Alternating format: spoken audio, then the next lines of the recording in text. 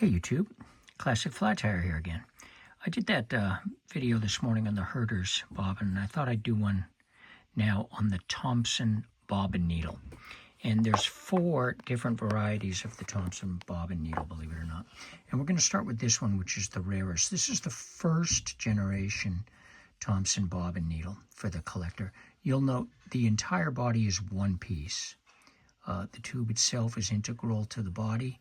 It's all just one cast piece, and it has these wooden spools. You can remove the wooden spools, and there's you can have extra spools with different colored thread that fit right on there. Forgive me while I do this with one hand while I hold the camera.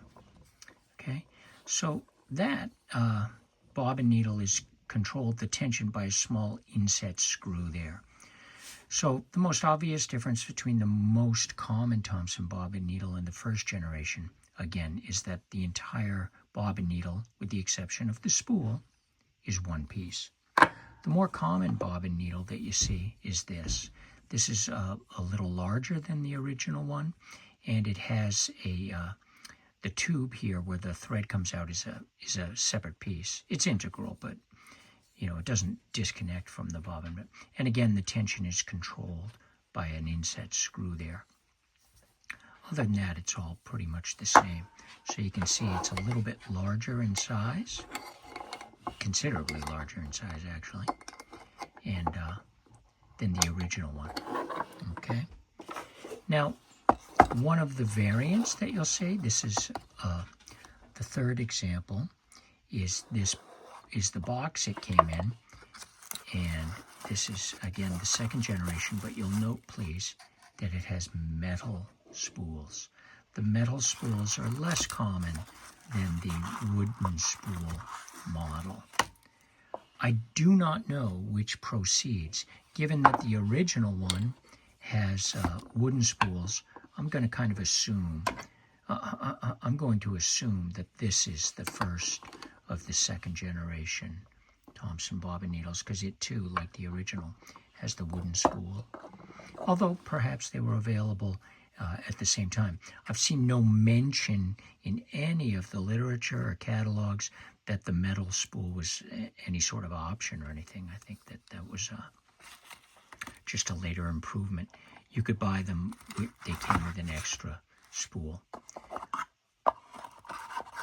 So that's the first, the second, and the third.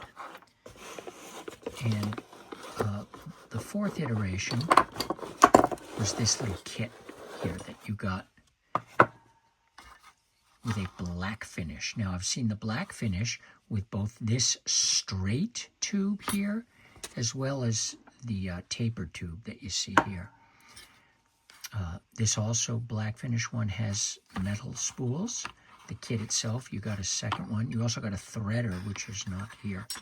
And you got the Thompson bobbin needle bobbin holder. And that holder's designed specifically for that bobbin needle. So that's neat.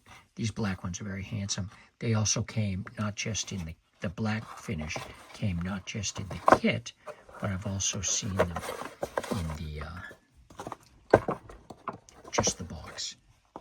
Now, one of the cool things about the